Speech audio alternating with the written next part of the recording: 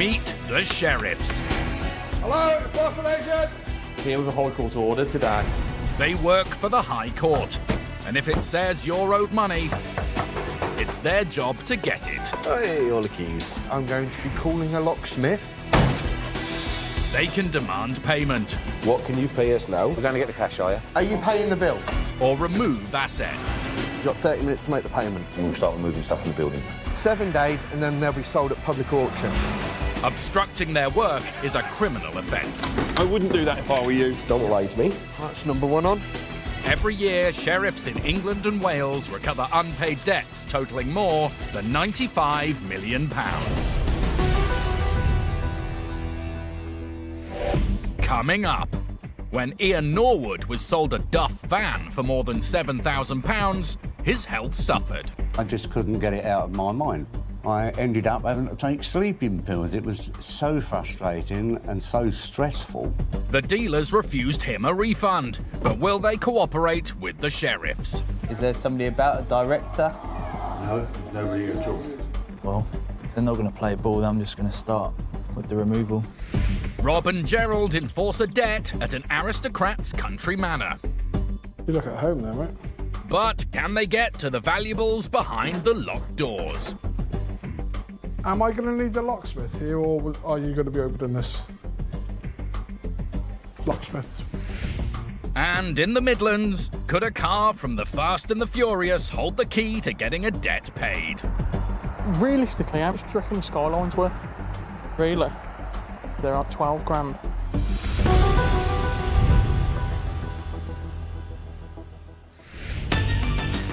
Enforcement agents Billy Evans and Claire Scotland are on their way to enforce a High Court writ. They're looking to recover almost £11,500, owed by a company called Force Cars Limited, also known as Force Vans. We're on our way to Oxfordshire to go to a garage. We've been on the website. The garage have like ex-forces vehicles, ambulances, police cars. Force Cars Limited owe money to this man, Ian Norwood, who moved to Spain with his family in search of the good life. My family means everything to me. My wife now is an estate agent here in Spain. My autistic son is still at school, he's 19. Live a good family life. But with his eldest children back in the UK, Ian wanted a van that he could convert and live in while visiting them. I wanted to do it myself. It was going to be a house on wheels. It was going to be all sprayed up nicely. Fridge, sink, toilet, cooker, etc. To make his dream a reality, Ian thought an ex-police vehicle would be ideal. I was attracted to Force cars. They buy direct from the police, so you would expect well-kept vehicles. This particular one came up. A Mercedes Sprinter, which have a good reputation. I've only done 49,500 miles. It's an ideal size. I could get 2 doubles or 4 single beds in with ease. Night heater, aircon, inner lights, shelves in it. Seemed to be everything I wanted. Ian went to look at the van and was impressed. I was told it was one of the best they've ever had in. I trusted him. I thought, oh, OK, that's for me. Be perfect for what I want. Ian paid £7,100 for the van and set off for Spain, where he was going to do the conversion work. Halfway through Spain, it cut out. I thought it was a fuel problem, blockage or something. I did it again. We managed to make it, but the vehicle altogether has done 1,700 miles before completely breaking down. Ian found a local mechanic to assess the vehicle and was shocked by his report. He found out so many things were wrong with it. Front tyre was bald, the lights were faulty, the steering was unbelievable, the wheels pointed in a different direction. He didn't believe it was MOT'd. I said, yes, it's got a year's MOT. He said, well, I don't know how. Ian also noticed that the van was always damp.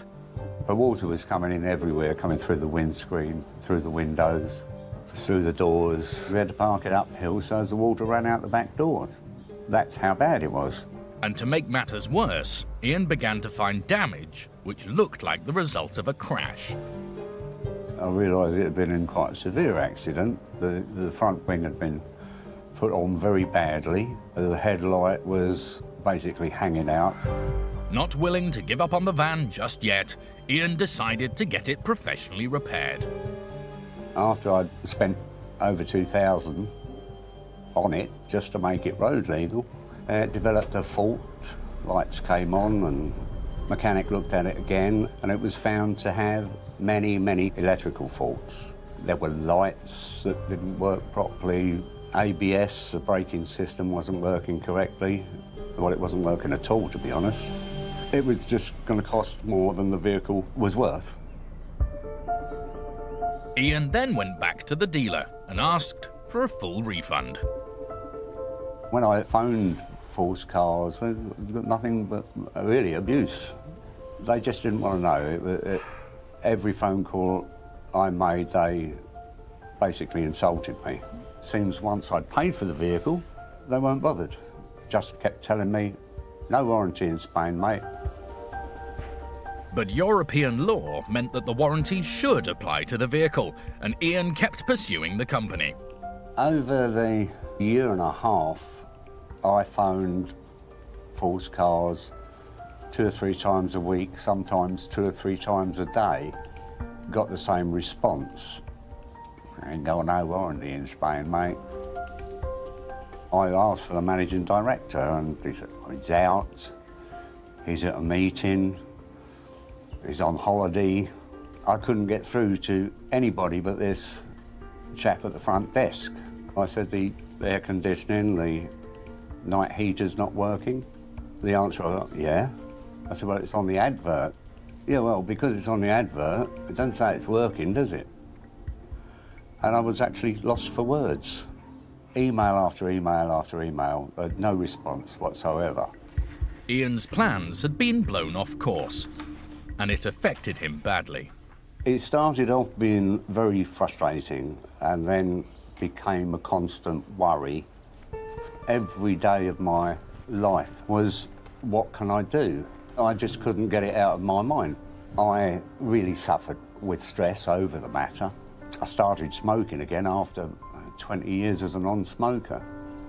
I ended up having to take sleeping pills. It was so frustrating and so stressful. I even got alopecia in my famous beard. Every day was a bad day for me. Ian decided he had to fight Force Cars. I believe they ripped me off something terrible, and I was determined not to give up on it. They wanted a fight, I'd give them a fight. It's as simple as that. Eventually, Ian threatened Force Cars with court. They didn't even respond then. I don't think they thought it was really going to happen. They thought I'd back out. Both parties attended the hearing, but the judge ruled in Ian's favour. He was awarded a full refund of his money plus costs to be paid within a month, and was asked to return the van in due course. Ian was over the moon, but it proved to be short-lived. On the day that it was supposed to have been paid, they said that they're not going to pay it until they get their van back. And I said, well, that's not what the judge ruled. I'm going to have to call the sheriffs and have a chat with them. Oh, dealt with sheriffs before, it doesn't bother me. With nowhere else to turn, Ian has upgraded the judgment to a High Court writ, leaving it in the hands of enforcement agents. I have seen these sheriff's programs, so I know they always win. The goodies always win.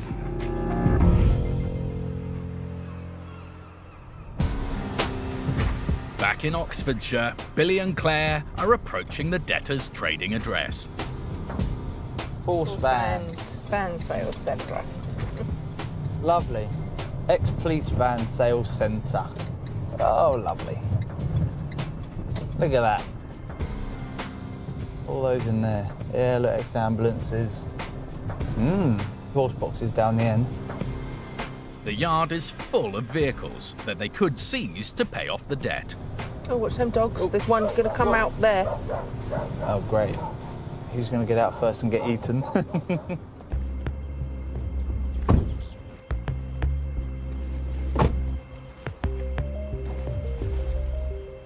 Hello, sir. Hello. How you doing? You right? High Court enforcement agent. I need to speak to somebody regarding forced cars. Is that yourself? Well, I help them out here, yeah. Okay, are you a personal authority that can deal with a High Court writ? No. No? Is there somebody about, a director? No, nobody at all. Right, okay. Would you be able to get one of them on the phone? Not today, no. Right, okay. We're here to enforce a High Court writ. So essentially, if we can't speak to someone, we're going to have to look at removing assets. You take the camera away. Yeah, you take the camera away from me, please. I've got nothing to do with this. Okay, so can I speak to a director so we can get this sorted Wait out? outside and I'll get somebody. Right, okay, fine. Super. He's not very happy at all, is he? No, I don't know if it's going to be a straightforward payment. With the sheriffs getting a frosty reception, thought immediately turns to what assets could be used as leverage to encourage the garage to cooperate. Trying to think sort of more cash efficient to remove, because that's going to be an expensive job. While this horsebox lorry would be costly to remove, other vehicles pose less of a problem. Look at this truck. That just reminds me of like the proper, like the SWAT trucks. Yeah, use that as a catering van or something now, wouldn't they? Yeah. This truck looks well maintained and could command a high second-hand value. All right, well, we'll see what happens. If they're not going to play ball, then I'm just going to start with the removal. If this chap is not willing to sort it out. The vehicles may have healthy prices in their windows, but they wouldn't fetch those at auction. Billy thinks it will take a few of them to cover the amount owed. I mean, we're looking at $11.5 grand, so it's going to be about 4 vehicles, I'd have thought. So there'll be a good couple of removal trucks for all this. Later, can the sheriffs persuade the debtor to cooperate, or are they going to have to lay down the law?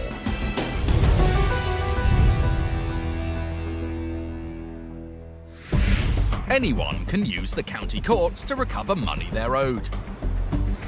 Nearly 2 million claims are made every year in England and Wales, involving everything from poor work or faulty goods to unpaid invoices. Claims can be filed by post or online for a small fee. Both parties in the case will be asked to submit evidence, and you may have to attend a court hearing. If you win your case, a county court judgment or CCJ will be issued against the debtor. If they still don't pay, it's time to call the sheriffs. Today, High Court enforcement agents Robert Foster and Gerald Anderson are on a road trip through the stunning Somerset countryside in pursuit of an unpaid debt. So this afternoon we're heading down to the Taunton area looking for a Mill Farm House Limited. We're currently chasing a total outstanding balance of £4,740. Mill Farm House Limited is one of a number of companies that operates in the grounds of a 13th century manor house called Maunsell House. It's the ancestral home of the aristocrat and businessman Sir Benjamin Slade, and Rob's done his research. He is quite well known, he's been on TV a few times. When you Google the guy online, it actually comes up of him posing in pictures with a various array of weapons in his hand. So, a little bit worrying, but, you know, let's say fingers crossed, it's all for show. Sir Benjamin's home is a popular venue for weddings, and the claimant is a wedding planner who says she worked at Maunsell House for several months but wasn't paid all of her wages. She went to court, where she won a judgment by default. Now it's Rob and Gerald's job to get her missing money. Maunsell. They've arrived at the beautiful 2,000-acre estate, but they don't have time to admire their surroundings. Is this the house and that going to go in there, do you? They've got a job to do and need to find someone involved with the wedding business. I'm just going to park here. Yeah. What a lovely place. Lovely. It falls to Rob to break the news to the front of house staff that he's not a groom-to-be. Hello. My name is Mr. Foster. I'm looking for whoever's in charge. Yeah. Yeah? Come on over. Cheers, thank you. Oh, lovely, warm in here. Gerald immediately begins checking out a suit of armour. But he's soon interrupted when another member of staff arrives. Hiya. Hello. I was looking for a director or anything like that at the moment. No, nobody at all. I'm just a housekeeper. Not really. Apparently, there are no directors available, but when Rob explains he's there for an unpaid debt, the housekeeper suggests the accounts team might be able to help. Yeah, that gonna be any if good? they're able to make a payment and deal with it, that's Is that fine. All right? Would Yeah. you like to go into the bar area? Yeah, I'll can have a do. seat a Yeah. minute. The housekeeper ushers Gerald and Rob through to somewhere more comfortable, Would you like a tea or coffee or anything? No, I'm okay, thank you. Cheers, thank you. where Rob makes sure she understands the seriousness of the situation. The balance that's outstanding is £4,740.65. Either we get a payment made or we start the removal of assets and sell them. It's Right. that bad. Right, Okay, so I need to speak to either the manager or one of the directors. Okay. If they come down with a card or cash or whatever Yeah, to settle yeah. that, we're done, we're gone. Okay. But if they don't, then it starts listing goods and it goes up stages, then more costs are incurred. Okay. As long as they're understanding of that and they're coming down to settle it, Yeah. job done. Brilliant. Thank you very much. While the housekeeper goes to speak to the accounts team, Rob and Gerald get a chance to look at some of the unusual assets on offer in the house. Have you seen these, Rob? Rob, here. And they're not for the faint-hearted. I'm presuming they're all deactivated. One would hope so. But while Rob's a bit edgy, Oh, don't. Gerald is quite at home amongst this arsenal.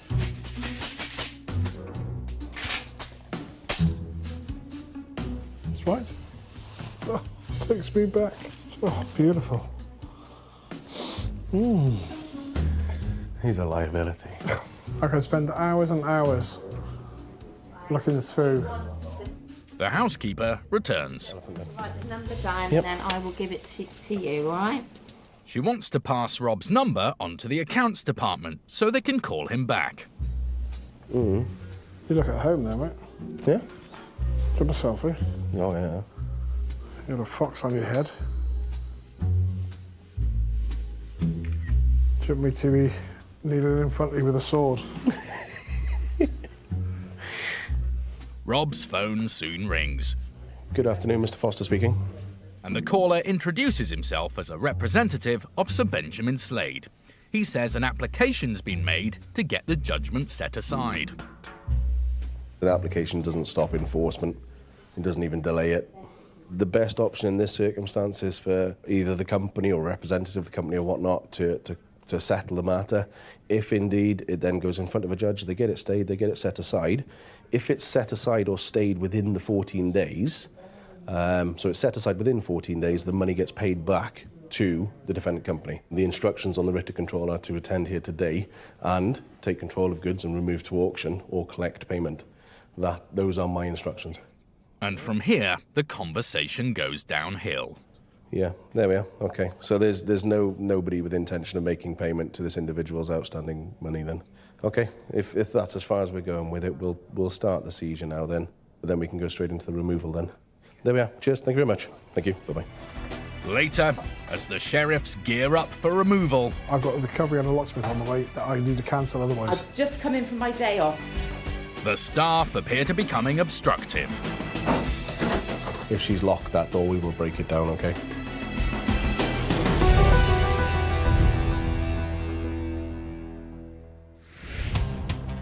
Billy and Claire are at Force Cars Limited in Oxfordshire. They're here to collect £11,000 on behalf of Ian Norwood, who was sold a faulty van.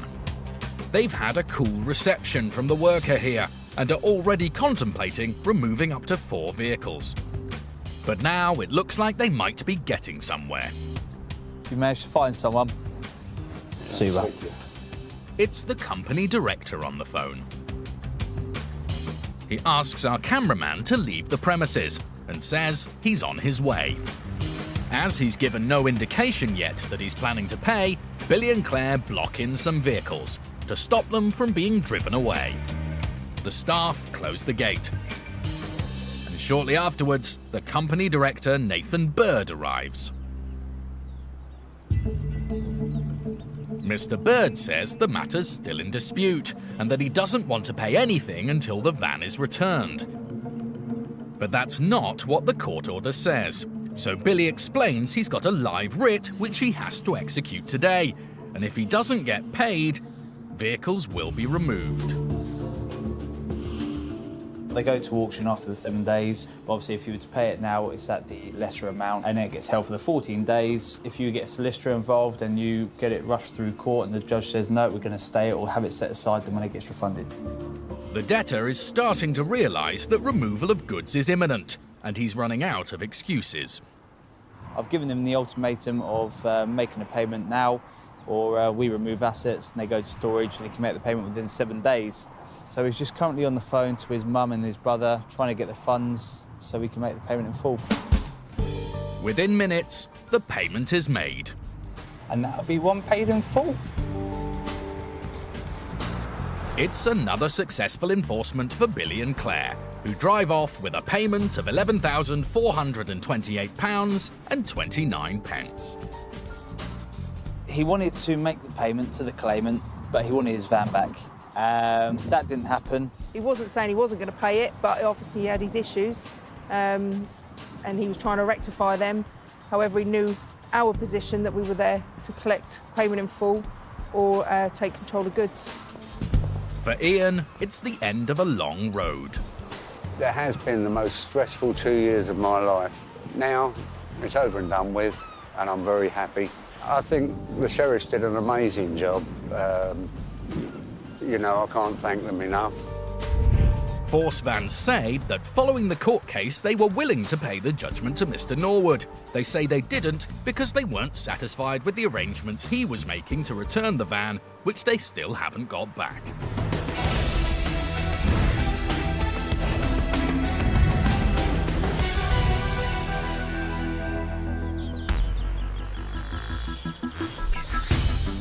High Court enforcement agents don't always get paid in full on a first visit.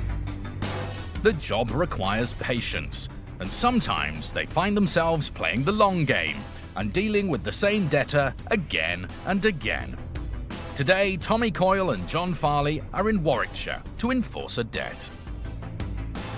Today we're going to Rugby. We're on our way to see a defendant that I've visited a number of times. This defendant, we actually have his vehicle mobilised at the moment with a clamp. The debtor is Mark Redhead, who bought a business but then failed to pay the full asking price. The man who sold it to him took him to court, and when Mr. Redhead didn't defend the case, obtained a judgment by default. The seller subsequently died, and it's fallen to his wife to get their money. The claimant's a very nice lady. Her husband unfortunately passed away, and obviously she's been left to obviously get this situation resolved, which we're now going to resolve for her. The last time Tommy paid Mr. Redhead a visit, he said he couldn't pay. So Tommy clamped his van and set up a payment plan. But Mr. Redhead hasn't been keeping up with his instalments. They've paid quite a lot of money since, but they've left a remaining balance of £1,400, including the costs.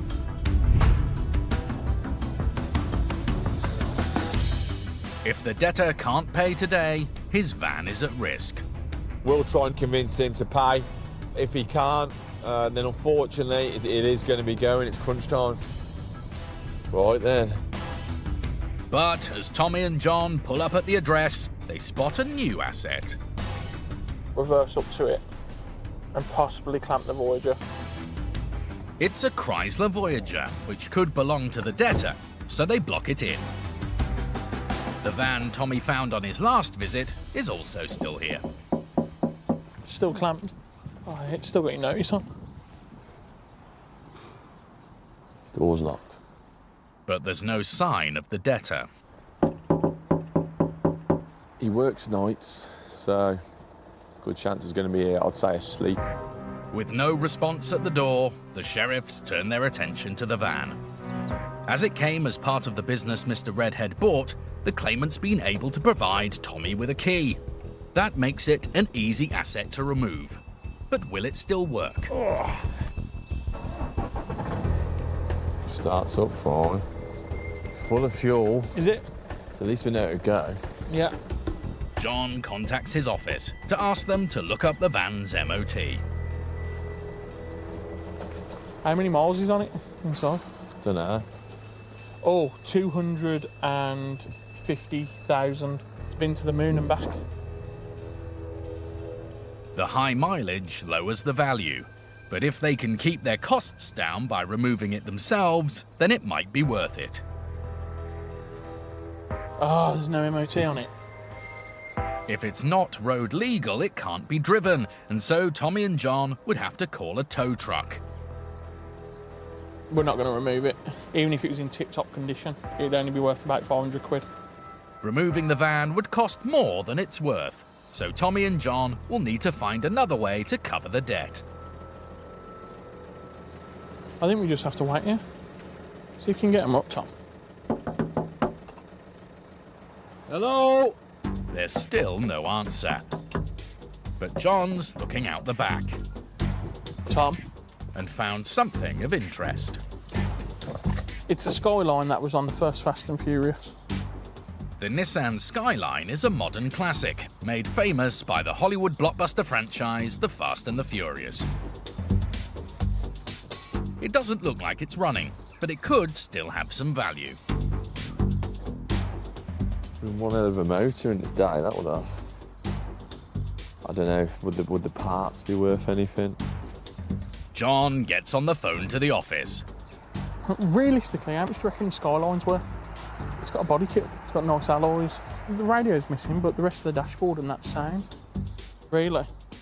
They're at 12 grand. The wheels alone are worth about 400 or 500.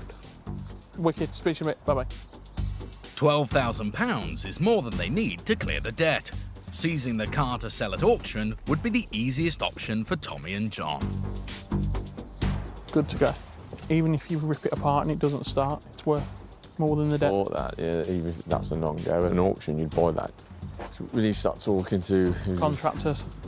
Tommy and John now have 3 possible vehicles to use as leverage to get the final debt paid. But what they really want is Mr. Redhead to pay the balance in full today. Got to chain clamp that one. Yeah. Because that might get him coming out there. Yeah. In a last-ditch attempt to grab his attention, they clamp the Chrysler in front of his house. This again, it's just more about trying to prompt a response at the moment. Later, Mr. Redhead makes an appearance. You all right? But will he pay his debt? I can't pay nothing. Got the hook on the sinker.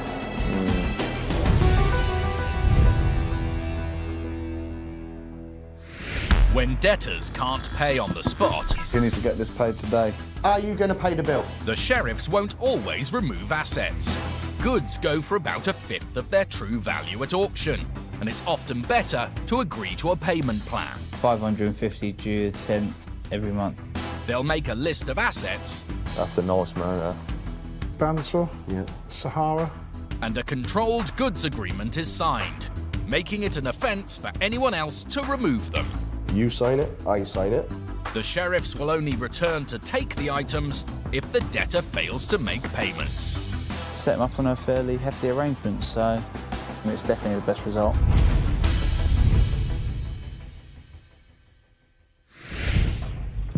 Rob and Gerald are at Maunsell House in Somerset, the home of the aristocrat Sir Benjamin Slade. They're here to collect a debt of just over £4,700, owed to a woman who'd worked as a wedding planner at the manor but wasn't paid her full wages. There's a big problem if there's companies like this that owe money like this and they're not paying wages and whatnot. Rob has spoken to a representative of Sir Benjamin, and it seems they're not planning to pay. What's more, someone has now started locking the doors to some rooms in the house, which might contain valuable assets. If she's locked that door, we will break it down, okay?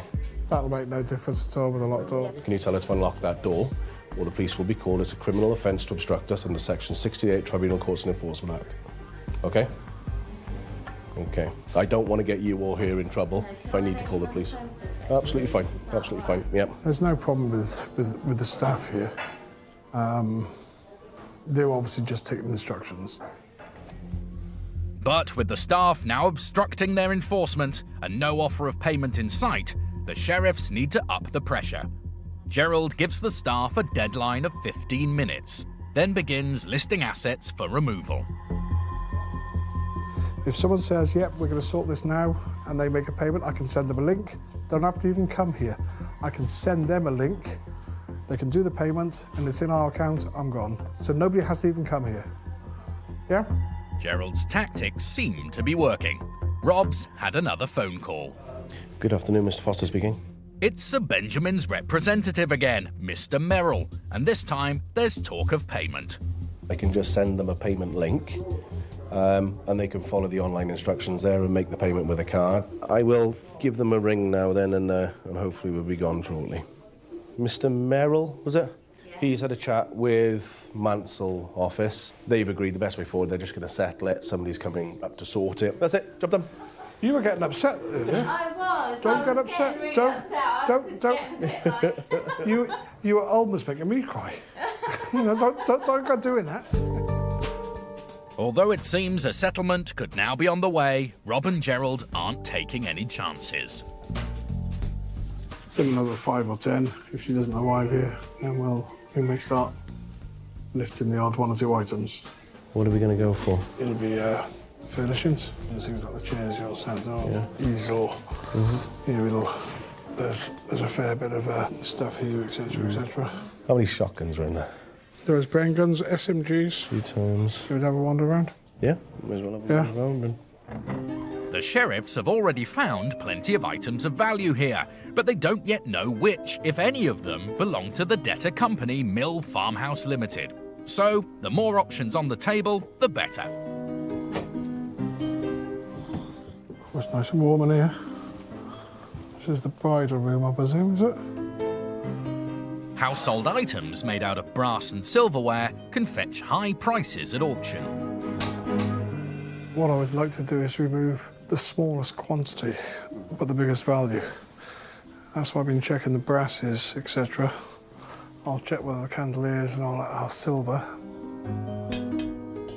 Listing assets in a place like this could take a while. They're not brasses. Finally, as promised, a senior member of staff arrives. But it seems settlement in full isn't on offer after all. Can you not take like a lump sum payment now and then have an instalment plan or something? No, it's got to be paid in full. I have watched your programme and... Yes.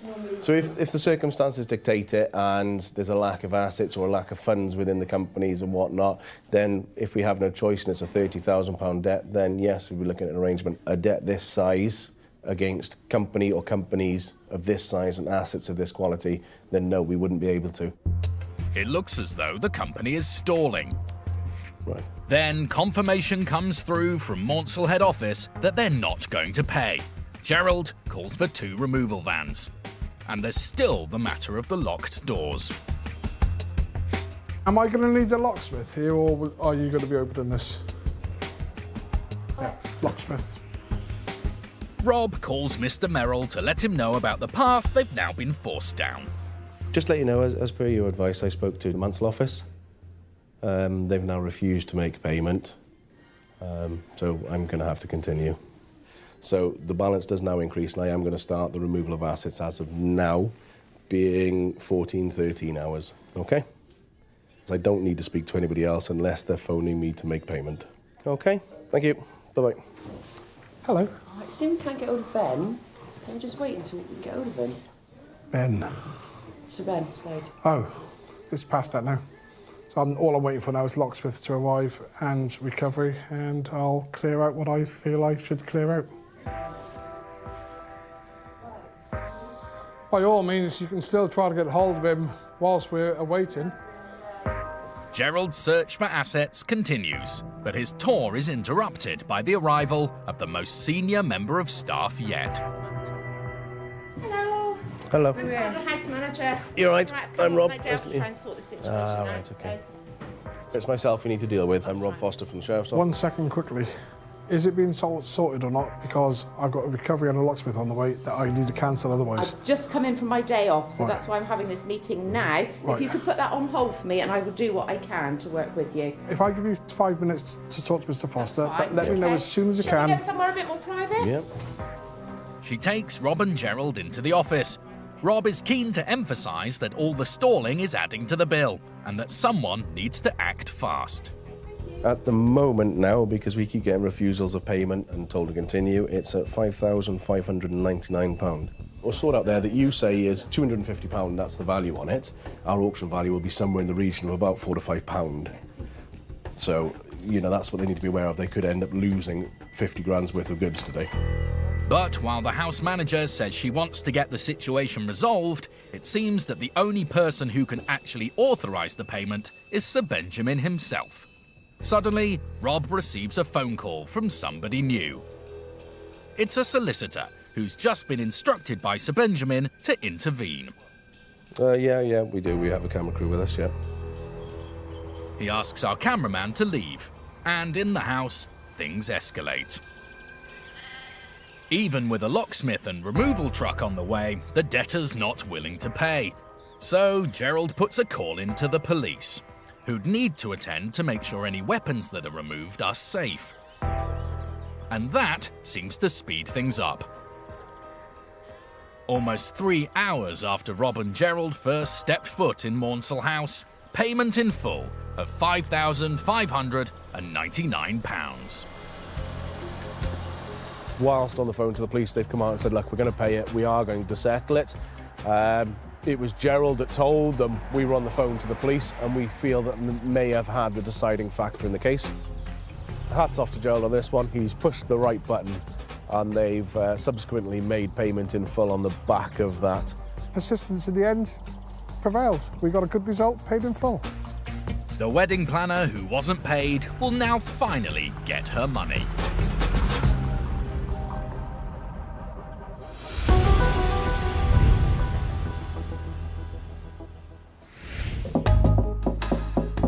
Tommy and John are in Rugby, outside the house of Mark Redhead. Hello? He owes just over £1,400 to a widow whose husband sold him his business, but Mark never paid the full amount. Tommy clamped the debtor's van on a previous visit, and now in an effort to get Mr. Redhead's attention, they've immobilised a car as well. And it works. The debtor soon appears at the front door. Oh, here we go. You all right? Sorry. They've sent us back to remove the van, and also we've had to immobilise the vehicle out the front. Have they got something to do with you? I can't get to work tonight then. I can't afford a taxi, so I can't pay nothing. I'm back at work. I just need a few days. Yeah. I appreciate it, but they won't let me even allow me to do that at this stage. I can't do nothing now. Got me hook, line and sinker. With Mr. Redhead saying he can't pay, John starts to pile on the pressure. Because of the value on the debt, sir, we're going to end up taking We'll all have to the take vehicles. all of them. What else can we do? We can't say if we're going to get it paid Friday, can we, again? There's been arrangement after arrangement. We can't leave here today without having it resolved. That bad, I've had my phone call. I don't know what to say to you. I can't turn around to the client now and say, we met him today, we've had to clamp in 2 vehicles now. I need 7 to 10 days. That's what I need. You're not going to get that. We are going to remove them all today. I don't know if you want to make some phone calls, anything you can do, I'll work with you. Working, is it? By all means, you can use my phone out here if there's someone you need to call. Is there anyone you can speak to? There's only one person, but I can't get hold of him. He's the one that I said I was going to buy £1 or £2 off last week. If you could get hold of him somehow, point now and just explain the severity of the situation, just saying, look, you are going to lose all your vehicles this morning unless we get it resolved. It'd be the Skyline and the Chrysler. Despite saying his phone's not working, the debtor does manage to get hold of his son, who apparently may be able to help, and wants to know what's happening to the Skyline. What they'll do is we'll put it in storage. I think it's 5 days, and then after that, it has to go. We have to put it to public auction, and it's just whatever it fetches. They'd probably try and put it into a specialist auction because due to the vehicle. The threat of losing such a valuable sports car seems to be doing the trick. Mr. Redhead's son has said he can pay £600. I'll put you back onto him, speak to your dad. Got it. But what Tommy hears next makes him think that this debt is not going to be settled today. It's going downhill a bit. Is it more? Just hearing some of the phone conversations, they're saying now, probably getting to a point of just letting us take what we need to take. This case has dragged on for months, and the claimant's widow is desperate to get her money back. Tommy feels the debtor is doing his best, and so offers a compromise that would ensure the claimant gets her money today. I don't know if this is going to be an option, if you've already got the 600, if we did a full and final settlement. So if you manage to get 1,000... I can't.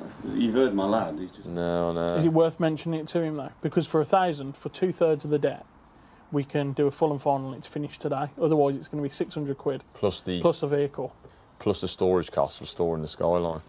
In that £400 going to be at least what it costs to remove and store. I've just got no time. If I do it at a time, then... It's one thing we haven't got, unfortunately. There just comes a point when it needs to be resolved if that happens by way of a removal. And unfortunately, that's what we have to do. Any good? Well, you got a hold of your partner in Canada. But there might be hope yet of getting payment today. Mr. Redhead says his partner may be able to front the money. So Tommy and John decide to give him one last chance and hold fire on calling in the tow trucks. The debtor asks for their account details. And a short while later, the enforcement agent's patience has paid off. All done. Let's have a look. Can I get you to check an authorisation number for me? As soon as we check this, we'll get it all off for you and you can get on with your day. So at least it's put to bed now. You've got to worry about seeing my mug again. £1,000. That's it. Okay. Get it from release, gives 2 minutes. Payment received. You got the keys, mate? Thanks to their negotiations, the woman whose husband sold Mr. Redhead his business has now got the money she's owed. It's another good result for Tommy and John. We came just to get the situation resolved. There happened to be another vehicle here today, so we've clamped the 2 vehicles at the address. Both not great value, but we've also then found the Skyline, which John did a bit of investigation work on. It's put him in a bit of a situation. It's been a full payment, the £1,000 collected to close the bill. So it's been an ongoing case, so this is a very good day for the claimant. It's one less thing for her to worry about. She's an older individual and she just doesn't need the stress of it all, especially after the death of her husband. So it's paid in full. Good job for us. And move on to the next one.